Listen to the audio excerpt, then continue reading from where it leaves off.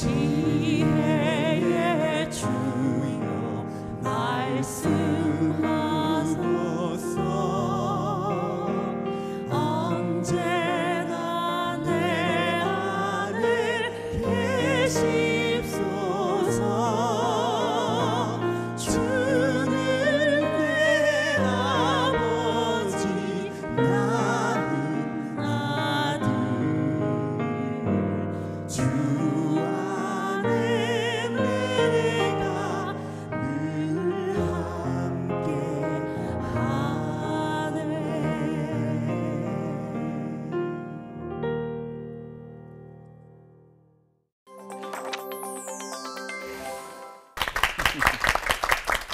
주는 내 아버지, 나는 아들, 딸.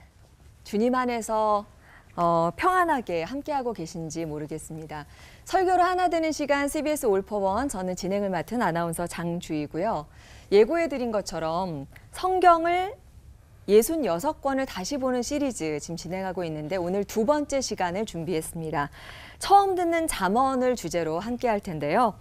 잠언하면은 뭐가 떠오르시고 어떤 게 또 궁금하세요? 아무래도 가장 인상 깊었고 어렸을 때부터 이렇게 아이를 반으로 나눠서 저렇게 주장하는 두 여인에게 나눠줘라 했던 솔로몬의 그 이야기. 네. 지혜의 왕 솔로몬. 네. 사실 아이들이 모르는 아이들도 없을 그쵸. 만큼 잘 너무 알죠. 인상 깊어요. 네. 네. 저는 왜 자녀들한테 읽으라고 하는지 오늘 설교를 통해서 기대가 됩니다. 네. 순식간에 그냥 타타탁 이렇게 많은 이야기가 나오는 것만큼 우리가 많은 관심이 있을 텐데 새로운 얼굴이 보이십니다. 예, 드디어 조승희 자매님이 CBS 올포원의 패밀리가 되셨어요. 저번에 잠시 이렇게 자리 메우러 왔다가 오. 이렇게 자리를 꿰찼습니다. 어려운 일 해내셨습니다. 그렇습니다. 네. 네. 조승희 자매님은 잠언하면 어떤 게 떠오르세요? 잠언하면 그래도 뭐 매일 묵상 아니겠습니까? 오. 딱 31장으로 이루어져 있기 때문에 이게 매일매일 읽기 너무 좋거든요. 네. 근데 저기 2월 달 같은 때는 이제 막 바투게 좀 빨리 부지런히 떠나야 되는데 매일 읽기 너무 좋은 네, 말씀이죠. 이 자리에 앉을만 하죠, 지금. 그렇죠. 네. 네. 예. 활약을 좀 기대하겠고요. 정말 조래훈 형제님의 커플이 생긴 것 같아요. 조승희, 조래훈. 네. 조조 커플? 쪼쪼 쪼쪼. 네. 앞으로 활약을 좀 기대하도록 하겠습니다. 맞습니다. 자, 오늘 우리가 알고 있는 잠언, 또 궁금해하는 잠언과 성경 속에 말하는 잠언은 어떻게 다른지 핵심을 꼭꼭 집어주실 설교 삼총사도 소개를 해드려야 될 텐데요. 사이다 설교 김관선 목사님 오셨고요. 그리고 서울에서 대구까지 종횡무진하십니다. 이건호 목사님, 그리고 부드러움 속에 예리함을 감추고 계신 지영은 목사님까지 오셨습니다. 자, 세 분께 처음 듣는 잠언 설교를 부탁드릴 텐데 먼저 김관선 목사님부터 부탁드리겠습니다.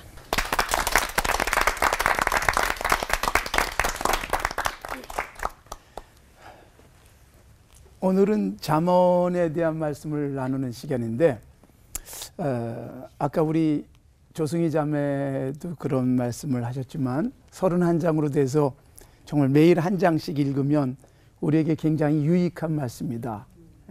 그런 생각을 합니다. 그런데 잠언이 꼭 성경에 나오는 것만은 아니거든요.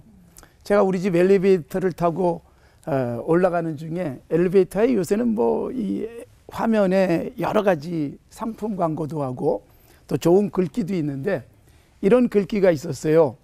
남이 알기를 원하지 않는 행동은 하지 마라. 그리고 남이 듣기를 원하지 않는 말은 하지 마라. 근데 굉장히 감동이 됐습니다. 이런 게 바로 잠언이지요. 꼭 성경에만 나오는 건 아니란 말이죠. 예.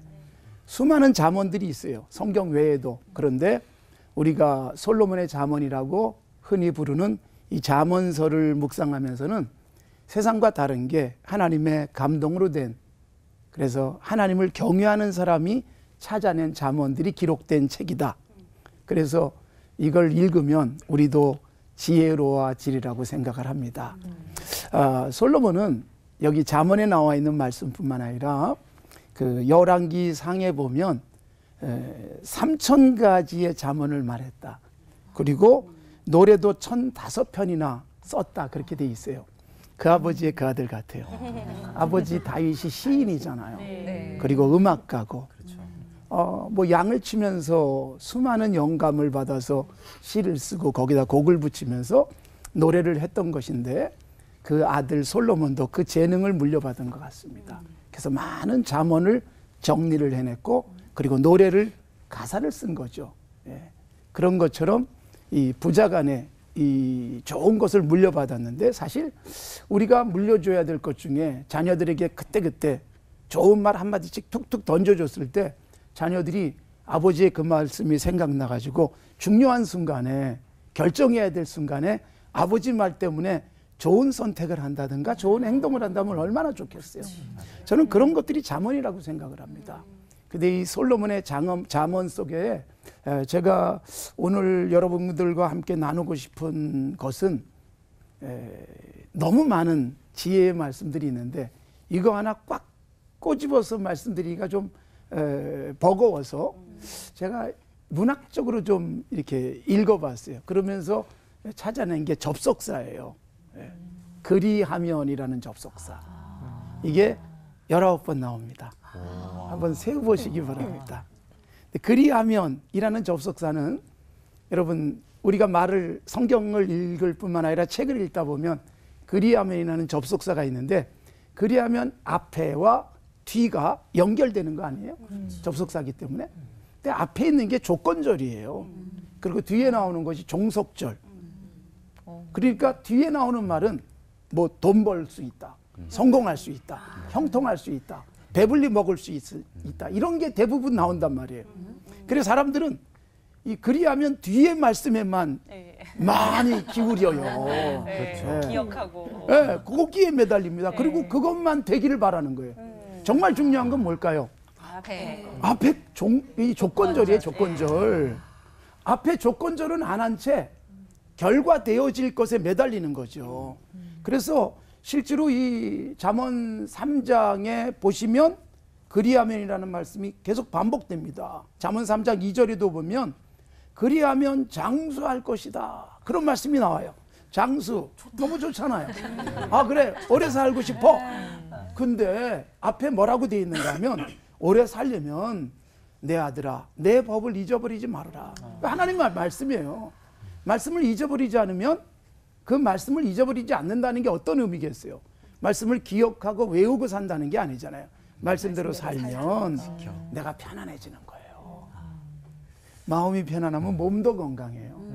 그러면 뭐 오래 사는 건 그냥 뒤따라오는 거죠.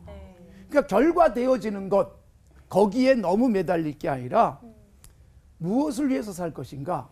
말씀을 기억하고 말씀대로 살았더니 어느새 내가 훌쩍 80을 넘겼고 90을 넘겼고, 그러니까 장수는 뒤따라온다는 말이에요.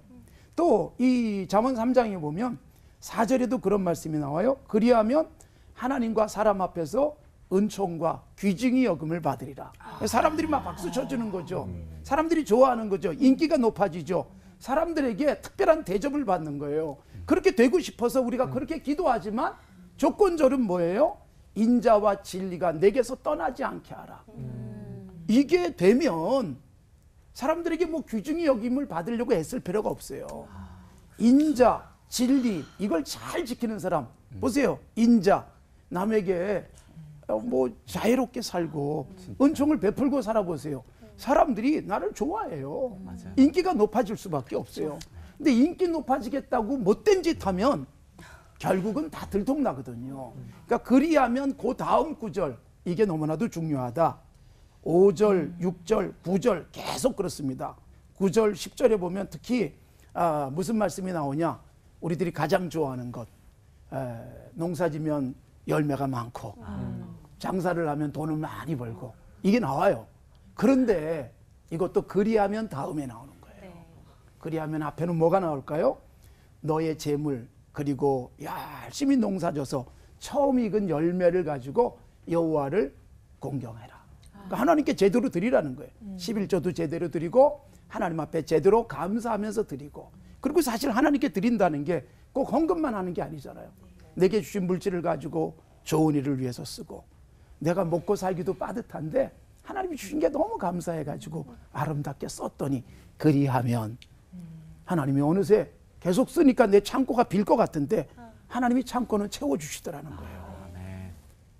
그런데 창고 채우겠다고 인색해요. 한 푼도 흘려보내면 안 돼. 막 움켜줘요. 그런데 이상하게 하나님이 비울 것이다. 그러니까 사실 이 잠언에 나오는 이 지혜라는 게 그런 거예요. 결국 우리는 어떤 것을 목적 삼고 가는 거예요. 부를 목적 삼고 가요. 그런데 성경은 뭐라고 말해요? 부는 목적이 아니라 결과되어지는 것이다. 그러니까 목적과 결과되어지는 것을 혼동하는 거예요. 하나님을 경외하는 게 목적이에요. 그러면 형통은 뒤따라와요. 형통하고 싶어서 경외하는 게 아니라 하나님을 경외하니까 내가 행복해요. 내가 즐거워요. 행복해요. 그래서 막 즐거움을 위해서 하나님을 경외했는데 이상하게 하나님이 길을 쫙 열어주시잖아요. 하나님이 주신 게 너무 감사해서 나만 먹을 수 없다. 그리고 나눴더니 하나님이 창고가 가득 차고 아멘. 그래서 또 창고에 있는 거 또 꺼내주고 나니까 하나님이 더 주시고 얼마나 행복합니까? 그래서 그리하면이라는 말씀 잠언에 19번 나온다. 31장 속에 그리하면 이하에만 매달리지 마셔라. 그리하면 앞에는 뭐가 나오나 그것만 하면 뒤에 결과는 매달리지 않아도 된다. 여러분 잠언에 나오는 그리하면 여기서 우리는 앞부분에 관심을 가지십시오. 아멘. 뒤는 쳐다보지 않아도 뒤따라옵니다. 아멘. 앞만 보고 가면요 뒤에 어느새 이렇게 나의 인기가 높아지고 어느새 내 창고가 이렇게 가득 찼을까 깜짝 놀랄 복이 따라올 줄로 믿습니다. 아멘. 기도합시다. 하나님 아버지 감사합니다. 우리에게 잠언이라는 지혜의 말씀을 주시고 그 말씀대로 살고 싶은 우리가 되게 하심을 감사합니다. 그리하며 이런저런 복들을 주신다고 약속했는데 그리하면 앞에 나오는 말씀에 집중하게 하옵소서. 그렇게 살았더니 어느새 결과되어지는 평안함, 기쁨, 풍요함 누리면서 더 하나님을 경외하고 더 아름답고 착한 삶을 갖고 가는 우리 모두가 되게 하옵소서. 예수님의 이름으로 기도드리옵나이다. 아멘. 아멘.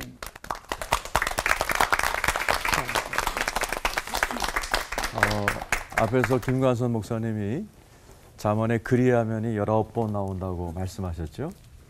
그리하면 전 딴 얘기 해야 되겠죠. 설마. 성경에는 잠언에는 지혜로운 자와 미련한 자를 비교하는 그것이 수백 번 반복됩니다. 예를 들어 지혜로운 자가 가정 문제도 지혜로운 자와 미련한 자는 지혜가 있느냐 없느냐에 따라서 천양지차의 결과를 낳습니다. 잠언 9장 1절에 보면 지혜로운 여자는 집을 세우고 미련한 여자는 집을 망친다. 돈 문제도 마찬가지죠. 잠언 14장 24절에 보면 지혜로운 자의 재물은 면류관이요 미련한 자의 소유는 다만 미련한 것이다. 그러니까 돈이 똑같이 있어도 지혜로운 자는 그게 면류관이 돼서 하나님 앞에 갔을 때 면류관의 상급을 받습니다. 그러나 돈은 똑같이 있어도 미련하게 쓰면 하나님 앞에 미련했다 또 책망받는 일이 있게 되죠. 이 지혜가 있고 없고가 인생에 엄청난 차이를 가져다 줍니다. 그래서 성경은 우리에게 지혜의 소리를 들어라. 미련한 자의 소리를 듣지 말라. 이것을 반복해서 강조하고 있습니다. 성경에서 지혜가 제일 먼저 필요했던 직업이 나옵니다. 궁금하시죠? 개그맨 아니죠? 개그맨. 디자이너입니다. 잠언 28장 3절에 지혜의 영이 처음 나오는데 하나님께서 아론의 옷을 만들도록 디자이너들에게 지혜의 영을 부어줍니다. 두 번째는 엔지니어들입니다. 창세기 출애굽기 31장 3절에 부살렐에게 지혜의 영을 부어주셔서 공교한 일 또 모든 기구를 만드는 일을 연구하도록 만들어 주시죠. 지혜는 모든 직업, 모든 연령, 인생에 있어서 꼭 필요한 것이고 잠언은 그것을 강조하죠. 지혜 어떻게 받습니까? 성경에서는 지혜는 여호와를 경외할 때 하나님이 우리에게 부어준다고 말씀하십니다. 이 경외란 말은 다른 말로 잠언 11장 2절에는 겸손한 자에게 지혜를 주신다 그랬습니다. 하나님의 그 측량할 길이 없는 그 지혜를 깨닫고 겸손히 나의 명철을 내려놓는 그런 자들에게 하나님께서 지혜를 주신다는 얘기죠. 그래서 인간에게 고난 또 징계, 환난을 통해서 우리를 겸손하게 만드시고 하나님 앞에 내 힘으로 살 수 없군요. 무릎 꿇을 때 하늘로부터 주어지는 것이 하나님의 지혜다라는 것이죠. 솔로몬도 이런 잠언을 쓰기 전까지 고난을 많이 당했습니다. 아도니아라는 다윗의 큰아들이 그 반란을 일으켜서 왕이 못 될 뻔했었죠. 나단의 선지자의 그 계책으로 왕이 되었지만은 워낙 자신이 없었고 출생이 또 아버지와 어머니가 불륜에서 났기 때문에 여러 가지로 약점이 많았던 그가 이렇게 고백하죠. 저는 어린아이와 같아서 아버지가 늘 다니던 저 왕궁을 출입할 수도 없습니다. 겸손이죠. 겸손한 자는 사생결단하고 일천번제로 하나님의 지혜를 매달리죠. 그리고 하나님의 지혜를 받아서 지혜의 화신이 됩니다. 그리고 솔로몬은 잠언에서 지혜를 구하는 모습을 이렇게 얘기합니다. 지혜의 귀를 기울이고 네 마음을 명철에 두고 은을 구하는 것 같이 감추인 보배를 찾는 것 같이 그것을 찾으면 대저 여호와께서 지혜를 주시며 지식과 명철을 그 입에 내시며 곧 지혜가 너의 마음에 들어갈 것이다. 절박했던 그 인생을 통해서 자기의 연약함을 깨달은 솔로몬이 간절하게 지혜를 구했던 모습이 나와 있습니다. 그래서 솔로몬에게는 엄청난 지혜가 임했고 그것을 전 세계 사람들이 구경하러 선물을 들고 왔지요. 솔로몬의 전유물일 것 같은 이 지혜가 예수 그리스도를 통해서 예수를 믿는 모든 자 속으로 들어옵니다. 마태복음 12장 42절에 보면 솔로몬보다 더 큰 이가 여기 있느니라. 고린도서 12장 24절에는 그리스도는 하나님의 능력이요 하나님의 지혜니라.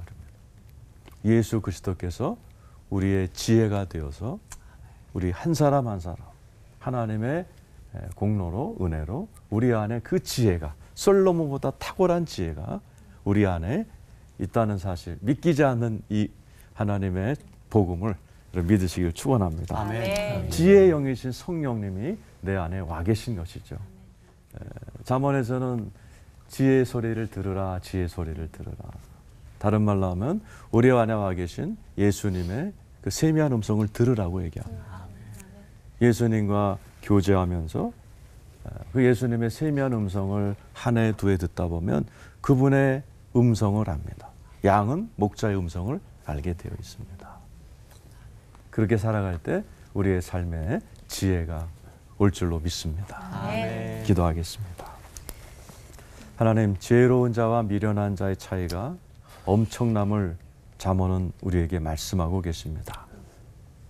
내 안에 지혜로 찾아오신 그리스도의 영, 그 놀라우신 지혜의 영의 귀를 기울이며 은을 찾듯 보물을 찾듯 그 지혜를 따라 살아가면서 하나님이 주시는 온갖 은혜를 누리며 살아가는 지혜로운 하나님의 백성들 다 되게 하여 주옵소서. 아멘. 예수님의 이름으로 기도드리옵나이다. 아멘.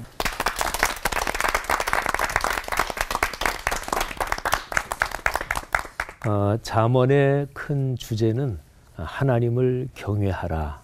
이게 이제 잠언의 제일 커다란 주제입니다. 잠언 전체에서 경외라는 단어가 나온 대표적인 구절을 제가 세 구절을 읽어드리겠습니다. 첫 번째가 잠언 1장 7절인데요. 1장 7절은 잠언의 서론이 나오고 그 다음에 가르침이 시작되는 제일 첫 번째 절이 1장 7절이에요. 그리고 보통 성경을 연구하는 분들이 잠언 31개장 전체의 요절 그러면 1장 7절을 얘기하죠. 여호와를 경외하는 것이 지식의 근본이거늘 미련한 자는 지혜와 훈계를 멸시하느니라. 그리고 이제 잠언 22장 4절입니다. 경외라는 단어가 들어가는 것을 제가 읽어드리는 거니까 그 단어에 주목을 하십시오. 겸손과 여호와를 경외함의 보상은 재물과 영광과 생명이니라. 자, 그다음에 마지막 잠언 맨 마지막 31장 30절입니다. 고운 것도 거짓되고 아름다운 것도 헛되나 오직 여호와를 경외하는 여자는 칭찬을 받을 것이라. 아멘. 자, 여호와를 경외한다. 이거는 잠언의 주제이기도 하지만 사실은 구약 성경 전체의 명확한 주제입니다. 이게 이제 신약 성경으로 내려오면 뭐 구약에도 하나님을 사랑하라 이런 단어가 없는 건 아니에요. 근데 이제 전체적인 분위기로 보면 신약으로 내려오면 하나님을 사랑한다. 이게 좀 더 주선율이 됩니다. 근데 구약 전체에서는 여호와를 경외하라 그런 거죠. 그런데 이제 여호와를 경외하라 이거하고 연결된 것이 있습니다. 제가 오늘 설교를 준비하면서 김관선 목사님하고 미리 짠 거 아니에요. 근데 지금 비슷한 얘기가 지금 될 거니까 지금 미리 안 짰습니다. 근데 여호와를 경외하는 거하고 이 땅에서 우리가 사는 게 연결이 돼 있습니다. 이게 잠언 전체의 큰 틀입니다. 여호와를 경외한다. 그러면 이 땅에서 사는데 우리가 복을 받는다. 저는 잠언을 그렇게 읽었습니다. 이거를 다른 말로 표현하면 하늘과 땅의 만남, 이게 잠언의 주제다 그런 거죠. 자, 대표적으로요, 하늘과 땅의 만남이 대표적으로 잘 나오는 게 잠언 3장 1절부터 10절입니다. 아까 김관순 목사님이 하신 말씀이에요. 잠언 3장 1절부터 10절은 두 절씩 짝입니다. 아까 우리 김 목사님께서 그러므로라는 단어가 이렇게 연결되어 있는 것을 말씀해 주셨는데, 자, 1절, 2절, 3절, 4절 이렇게 두 절씩, 그러면 5개잖아요. 근데 이 5개는 전부 다 내용이 앞부분은 하나님을 경외한다, 진리를 따른다, 말하자면 하나님 경외, 그러니까 하늘을 향한 우러름을 얘기하고 있습니다. 그리고 뒷부분은 이 땅에서 우리가 살아가는데 아주 실제적인 축복을 얘기하고 있습니다. 추상적이지 않습니다. 애매하지 않고요. 그리고 보통 이제 우리 같은 목사들이요, 성도들에게 기복신앙을 경계하는 이야기를 하기도 합니다. 그런데 성경은 아주 명확하게 구체적인 얘기를 하거든요. 한번 들어보세요. 잠언 3장 1절, 내 아들아 나의 법을 잊어보지 말고 내 마음으로 나의 명령을 지켜라. 법, 명령, 하나님의 말씀이잖아요.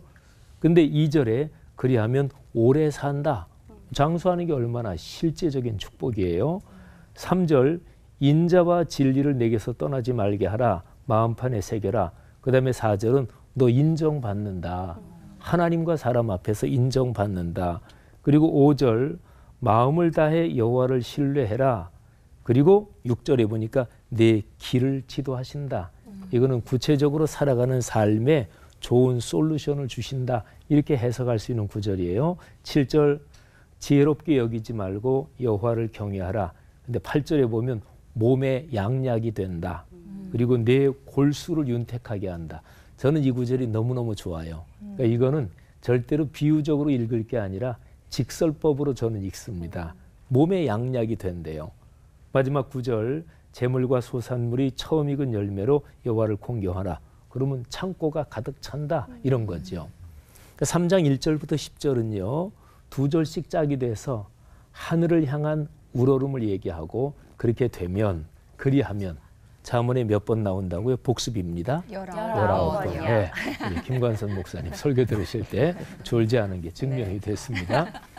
그렇게 되면 이 땅에서 아주 구체적이고 실제적인 축복을 받는다. 이런 거죠. 여러분, 하늘과 땅의 만남, 이거는 참으로 멋진 거잖아요. 저는 제 설교를 이렇게 마치려고 그래요. 잠언에서 하늘과 땅의 만남, 하나님 경외, 이거를 얘기했는데, 근데 그냥 보통 우리 그리스도인들이 잠언 읽으면 제일 많이 듣는 게 지혜 이거잖아요. 그죠? 지혜. 근데 성경학자들이 이거는 공통적으로 많은 학자들이 하는 얘기인데요. 잠언에 나오는 지혜는 예수 그리스도를 가리킵니다. 그러니까 지혜, 그거를 위해서 모든 것을 다 투자해라. 지혜를 얻으면 모든 걸 다 얻은 거거든요. 그러니까 신약 성경의 언어로 말하면 예수 그리스도, 그분을 얻으면 모든 걸 다 얻는 거지요. 제가 짤막한 설교라서 관련 성경 구절을 다 대지는 않겠습니다만은 하여간 잠언에 나오는 지혜는 예수 그리스도를 가리키는 거예요. 자, 그러면 이 잠언 전체의 주제, 전체의 틀이 아주 명백해집니다. 그러니까 하나님을 경외하는 게 뭐냐? 그거는 지혜를 얻는 거예요. 하나님을 경외한다. 그거는 지혜를 얻는 것과 연관되어 있고 그 지혜를 얻으면 이 땅의 모든 복이 우리에게 다 오는 거지요. 예수 그리스도께서 가르쳐 주신 산상설교에 나오는 말씀이죠. 너희는 먼저 그의 나라와 그의 의를 구하라. 그리하면 이 모든 것을 너희에게 더하시리라. 이 모든 것은 간단하게 얘기하면 의식주를 말해요. 사람 살면서 그것처럼 필요한 게 어디 있어요. 근데 그게 하나님을 우러르고 경외하면 이 모든 것을 준다. 그걸 샘플로 보여주신 분이 계십니다. 그러니까 하늘과 땅의 연결, 이거를 가장 중심적으로 보여주신 분이 예수 그리스도시죠.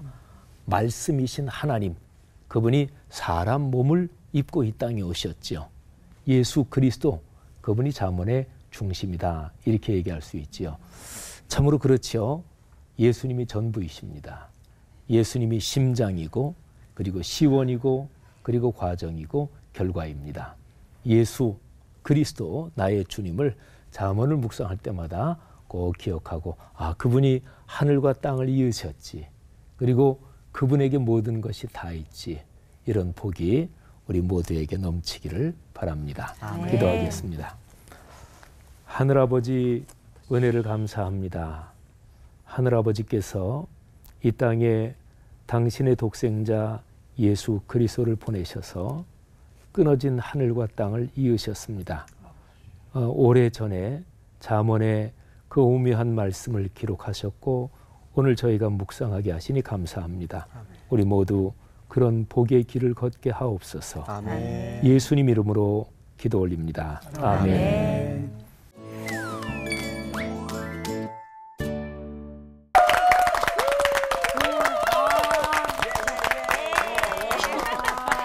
네, 지혜의 이야기를 듣겠구나 싶었는데 결국은 복으로 연결이 돼서 참으로 신기했습니다. 오늘 잠언 편은 하늘의 지혜와 또 땅의 복을 잇는 그런 이야기를 나누게 될 것 같은데요. 설교 들으면서 뭐 궁금한 점 있으셨어요?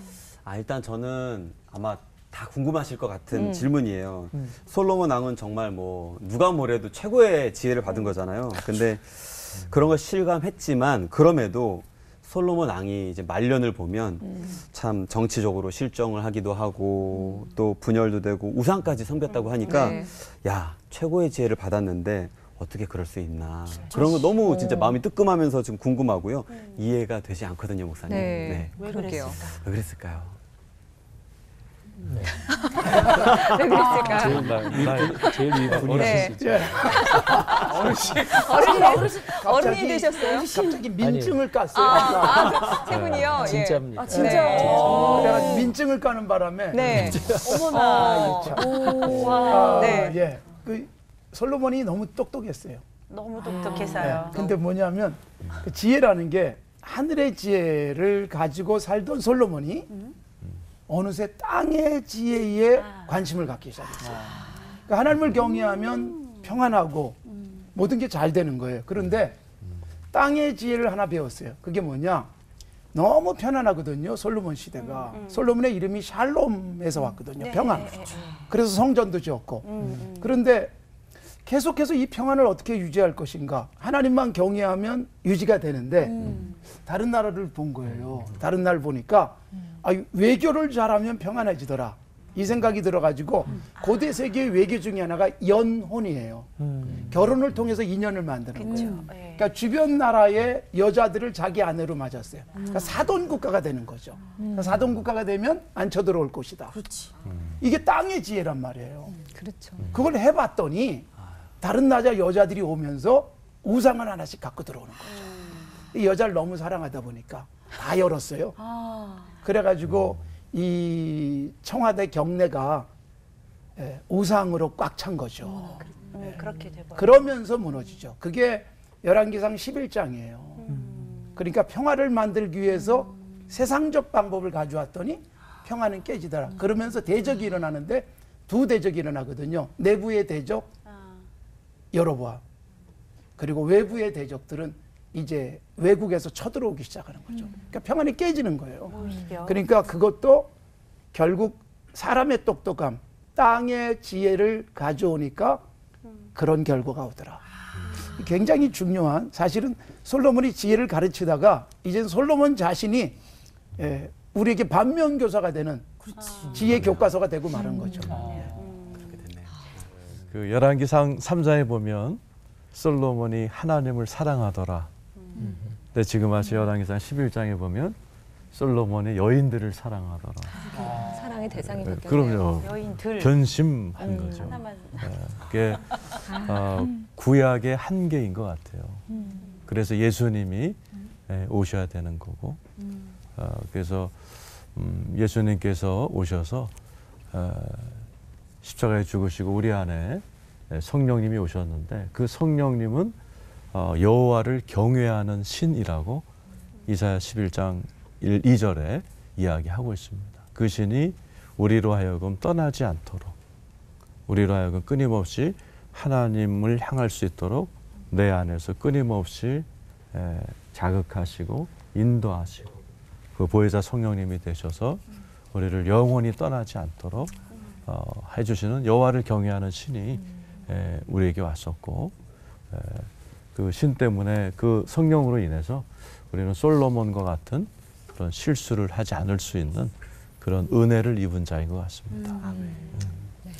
저는 특히 이제 아까 질문하신 솔로몬 뭐 이런 걸 보면서 이제 그런 교훈이 있다고 봐요.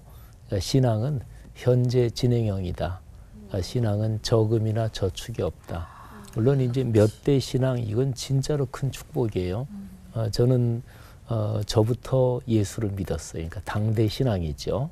그러면서 제일 부러웠던 게 제 친구 목회자들 또는 다른 분들 중에서 2대, 3대 신앙 이런 게 전 제일 부러웠던 사람인데, 근데 참 귀한 거지만 신앙은 언제나 현재 진행형이다. 내가 지금 여기서 어떻게 사느냐 이게 중요하다.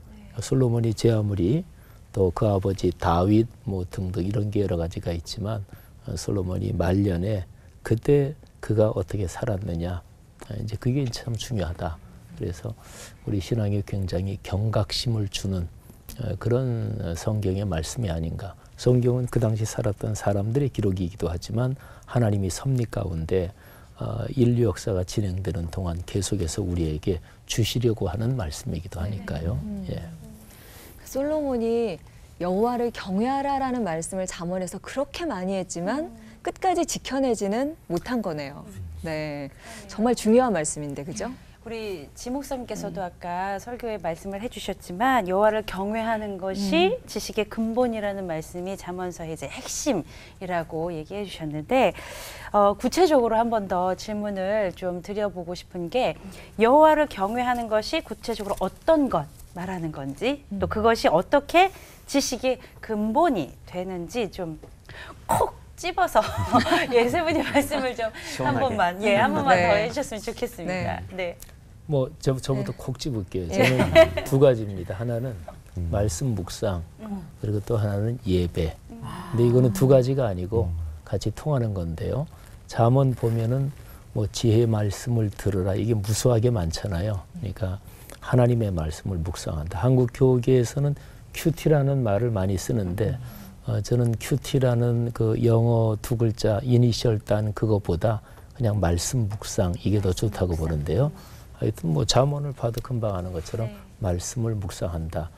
근데 말씀이 우리의 삶으로 이어지는 거, 그게 이제 말씀 묵상인데, 근데 거기에 제일 중심적인 자리가 어디냐? 그거는 회중이 모여서 드리는 공예배의 장소다. 여호와를 경외하는 것은 말씀 묵상, 또 그 가장 구체적인 시공간은 예배의 자리다. 저는 그렇게 생각합니다. 예. 그다음 콕 집어주실 분. 네. 그 하나님을 경외하면 결국 하나님 눈치 보며 살잖아요. 맞아요. 네. 하나님이 기뻐하는 대로 살면 내게 유익한 거예요. 그러니까 하나님이 기뻐하시는 삶을 산다고 해서 하나님이 좋은 게 아니거든요. 하나님한테 무슨 유익이 되겠어요? 하나님 뭐가 모자라서. 네. 근데 하나님이 기뻐하는 대로 살았더니 내가 정직하게 살죠. 그 행복하죠. 잠도 잘 오죠. 그리고 하나님을 경외했더니 어떻게 내 인생을 통해서 하나님께서 기뻐하는 일을 할까를 생각해 보니까 기가 막힌 아이디어들이 떠오르죠. 그래서 여호와를 경외하는 게 지혜고 지식이다. 하나님 생각 많이 하면 하나님이 지혜로운 아이디어들을 많이 얻게 하실 것이다. 그 생각이 듭니다.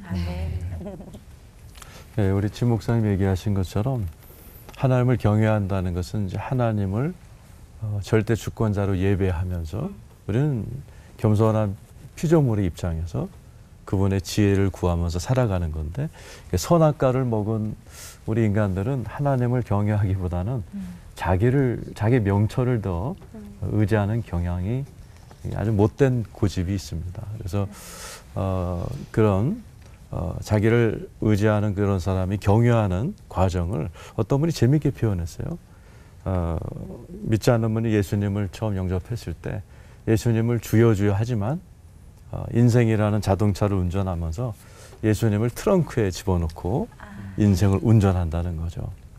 그러다 잠언에 많이 나오는 책망, 훈계를 당했을 때 잠시 차를 세워서 트렁크에 계시는 예수님을 이제 뒷좌석에다가 모시고 또 인생을 운전해 나간다. 그러다 좀 큰 사고가 나면 이제는 옆에 조수석에 도우미, 그래서 그때부터 도와주시옵소서. 그래서 이제 도우미 수준으로 가다가 결정적인 계기를 만나면 차 세우고 열쇠 뽑아서 내 주님이 되어달라고. 그때가 바로 하나님을 경외하지 않던 인간이 온전히 하나님을 경외하는 그런 자세가 된다, 이렇게 너무 실감납니다. 리얼해요. 예. 네. 자, 오늘 올포원은 성경 66권을 다시 보는 시리즈 두 번째 시간입니다. 처음 듣는 잠언편을 마련하고 있는데, 언제나 이 시간이 궁금한 건 많고 시간은 짧고 굉장히 진행하기가 어렵습니다. 그래서 이번에는 세 분께 각각 한 개의 질문씩을 드려서 좀 스피디하게 진행을 한번 해보도록 하겠습니다. 조조 커플 두 분이 한번 질문. 해야죠. 네, 스피디하게. 네. 아니 저는 그 잠언 말씀 묵상을 하면서 항상 잠자게 하는 언어라고 생각을 했거든요. 근데 오늘 목사님들 설교를 들으면서 지혜를 좀 얻을 수 있는 것 같아요. 앞으로는 이렇게 성경을 봐야 되겠다. 그래서 이건호 목사님께 드리고 싶은 질문 말씀이 있는데, 너무 어려운 거 하지 마. 그 잠언 말씀에 솔로몬 왕이 개미한테 배울 수 있는 지혜가 있다라고 이야기를 하면서 동식물에 대해서 언급을 하면서 거기에서도 배우는 지혜가 있다. 그래서 개미한테도 어떤 지혜가 있고 뭐 자연이나 이런 동식물을 통해서 어떤 지혜를 또 배울 수 있는지 그게 좀 궁금합니다. 예리한데?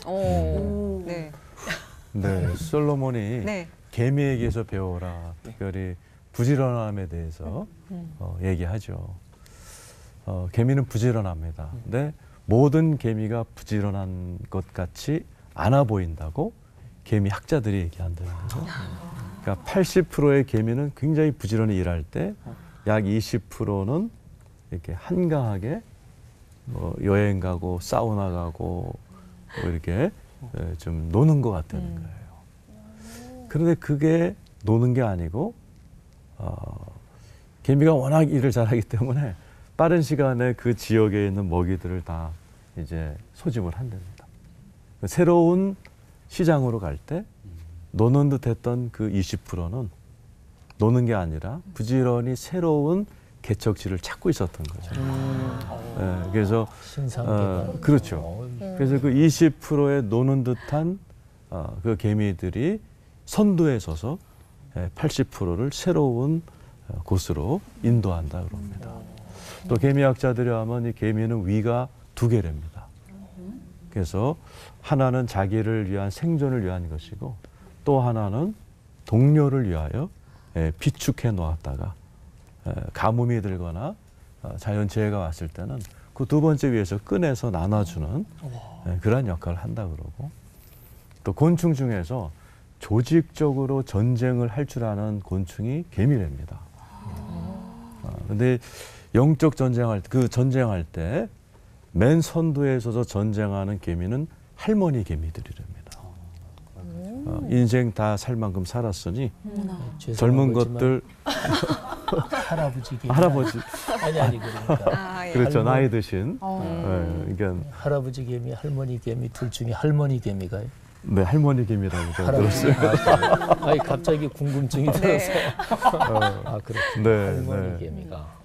그래서 그 할머니 개미들, 또 나이 드신 분들이겠죠. 나이 드신 개미들이 젊은이들은 살 길이 너희들 오래 살아야 되니 우리가 앞장서서 또 연륜을 가지고 싸운답니다. 마치 교회 분쟁 생기면 누가 제일 앞장서서 기도하시죠? 권사님들이시죠. 장로님들이시죠. 밤을 새워 교회를 지키면서 기도하시는 분들이 그 나이 많으신 권사님들이 결국은 교회를 지켜내는 거죠. 이런 것들로 인해서 솔로몬이 개미를 통해서 배워라. 배울 게 참 많은 것 같습니다. 처음 듣는 내용이 오늘 많은 것 그러게요. 같아요. 오늘 처음 네. 듣는 잠언입니다. 처음 듣는 자문. 좋습니다. 네. 아니 그렇다면 이 분위기를 탁 몰아가지고 제가 아주 날카로운 질문을 좀 드리고 싶은데 저는 저희 지 목사님께 좀 질문을 드리도록 하겠습니다. 마지막 장에 보면은 현숙한 여인에 대해서 이렇게 막 나열이 되잖아요. 근데 완전 그 내용이 막 철의 여인이에요. 진짜 막 요즘 시대로 치면은 와, 진짜 슈퍼우먼이다. 정말 이런 사람 있을까 싶을 정도로. 근데 또 이렇게 맥락적으로 보면 그 남편분이 어디서 뭐 하는지 지금 알 수도 없어 도대체. 여자는 슈퍼우먼. 그러게요. 아니 그래서 여기서 궁금한 거는 저는 도대체 그러면은 이 현숙한 여인을 통해서 도대체 어떤 말씀을 지금 하고 싶은 건지 지금 너무 궁금하거든요. 이건 뭐 여자분들 남자분들 다 궁금할 것 같아요. 궁금합니다. 그 잠언 31장 진짜 아주 은혜로운 적이죠. 그러니까 우리 남성들의 로망이 거기 있습니다. 아, 저 읽고 너무 놀랐어요. 왜냐하면 말이 안 돼, 이거. 여기 31장 보면 아까 우리 말씀하신 것처럼 야 그런 여인의 남성들은 뭐 하고 있을까? 뭐 하고 있을 것 같아요. 여인이 다 합니다. 가정살림 다 하고 옷도 만들고 음식도 준비하고 또 계절의 변화에 따라서 다 미리 대비하고 그리고 외국 무역까지 다 해요. 그리고 남편의 사회적인 출세를 위해서 그런 것도 다 하고 그러니까 진짜로 다 해요. 근데 잠언 31장에서 저는 이제 이 잠언을 묵상하면서 잠언 전체의 주제 흐름하고 연결시켜 보면 답이 나온다고 봐요. 이거는 이제 그 당시 문화권에서 이런 여인이 최고다 뭐 이렇게 기록한 거라고 지금 문화권이 다르잖아요. 지금은 여인들이 아니라 거꾸로 저희 세대는 조금 낫습니다. 근데 젊은 세대들 보면 제가 결혼하는 젊은 내외들한테는 그 남자들한테 그렇게 얘기해요. 처음부터 기어라. 그게 속편하다. 너희들 시대에는 그건 게임이 안 된다. 우리 때는 좀 괜찮았어요. 그래도 조금 어느 나이 때 돼가지고 그리고 이제 기회를 잘 봐서 어느 때부터 이제 기면 되는데 젊은 세대는 작전이고 뭐고 처음부터 기는 게 그게 아예 편하다. 그게 행복이다. 근데 여기는 그때 문화권이고 제일 중요한 거는 맨 마지막에 있습니다. 고운 것도 헛되고 아름다운 것도 헛되나 오직 여호와를 경외하는 여자는 칭찬을 받을 것이라. 그러니까 최고의 여인은 신앙을 가진 여인입니다. 최고의 여인은 매일 말씀 묵상하는 여인이고 최고의 여인은 예배를 빠지지 않고 예배 드리는 여인입니다. 근데 저희 집 사람이 그래요. 목사님. 요거는 오늘도 꼭 요거는 변치 않고. 자르지 말고 편집 안 해야 돼. 그러니까요. 이거는 제 노후를 위한 멘트니까 제발 편집하지 마시고. 네. 아니 근데 저희 집사람 예배 안 빠져요. 사모가 어떻게 예배를 빠지겠어요. 어쨌든 네. 저는 잠언 31장에 가장 아름다운 현숙한 여인 그거는 하나님을 경외하는 여인이다. 예. 맥락적으로 좀 봐야 된다 그런 설명이셨던 것 같아요. 저는 또 네. 우리 사이다 김관선 목사님께 질문 드리고 싶습니다. 이런 말이 있잖아요. 그 아빠를 보면 그 아들을 알 수 있다. 그 아빠의 그 아들. 근데 이제 솔로몬 왕 아들이 르호보암인데 르호보암이 이게 잘못된 미련한 선택으로 나라가 이렇게 분열이 됐잖아요. 근데 어떻게 보면 솔로몬 왕의 그 지혜가 있었을 텐데 어떻게 보면 르호보암은 좀 자녀 교육에 좀 실패가 아닌가. 좀 지혜가 좀 부족하지 않았을까. 그래서 어떻게 생각하시는지 좀 사이다 발언 한번 시원하게 한번. 그게 사실은 예. 뭐 저도 아버지니까 예. 제일 고민되는 부분이에요. 나만큼이라도 되면 좋겠는데. 이게 지금 정말 마음대로 안 되죠. 마음대로 안 네. 되잖아요. 근데 나는 이제 이걸 보고 싶어요.